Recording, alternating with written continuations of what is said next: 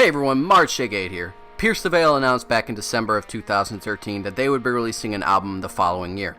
2014 came and went, and nothing was released. No singles, no album announcements, nothing. 2015 came and treated us to our first single of the new album, The Divine Zero.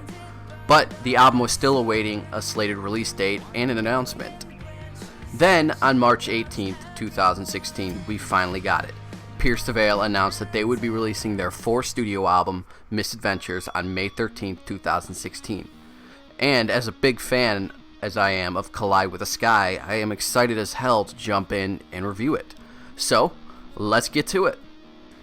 The album starts off with an appropriately titled song, Dive In, as it introduces us to what Pierce the Veil is bringing to the table this time around. And they are toting some big guns this time. It has amazing vocals, it has emotional powered lyrics, and it showcases some of Tony Perry's best guitar work to date. The way they work their guitars in this album is insane. Circles, Today I Saw the Whole World, and Gold Medal Ribbon do an excellent job of showcasing this. In general, all the instrumentals went above and beyond anything I was expecting, and it was beautiful. The vocals are also very impressive on this album, which is great seeing as the painstaking and obsessive process that Vic Fuentes went through to perfect them.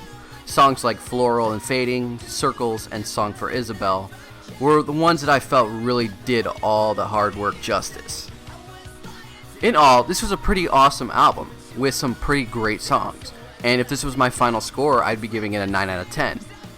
But this isn't my final score because there are some issues with this album. It has some flaws to it. Now what I mean by that is when I was first listening to it, I picked up on something that kept nagging me. That kept pulling my attention away from the songs, and I couldn't figure it out until I really dug in and started working on the review.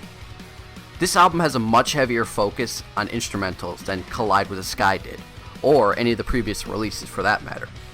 Now, that wouldn't be an issue at all if it didn't feel like they were on the same sound level as the vocals, and they weren't struggling with the vocals at times to be the primary focus of the song.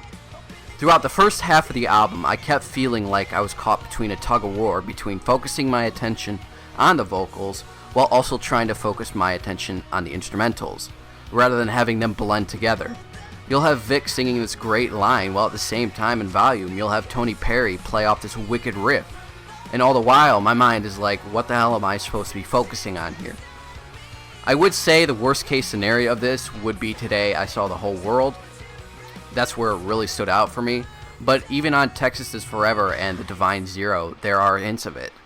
After Today I Saw the Whole World, however, it seems to die away and return to a more focused song base. So, in the end, this album showcases that Pierce the Veil is still a force to be reckoned with in our scene with their complex songwriting and their beautiful talent as musicians. I do love the amazing vocals, the insane guitar riffs, and the drum grooves, and the emotional and powerful lyrics. But this album is difficult for me. It does have some amazing songs like Dive In, Floral and Fading, The Divine Zero, Texas is Forever, Circles, and Song for Isabel. But I do feel like this album either tried to cram so many elements of verses and riffs into one song that it felt overwhelming at times, or the production wasn't done very well, and the results being that the instrumentals at times felt like they were in a struggle with the vocals to be the focus of the song, which is something that can pull the immersion away from the song.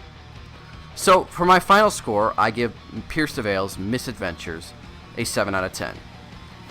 And damn, that score hurts. I don't like giving bad scores, if you hadn't figured that out already, and trust me, I went into this album with every intention to review it as its own entity, rather than directly comparing it to Collide.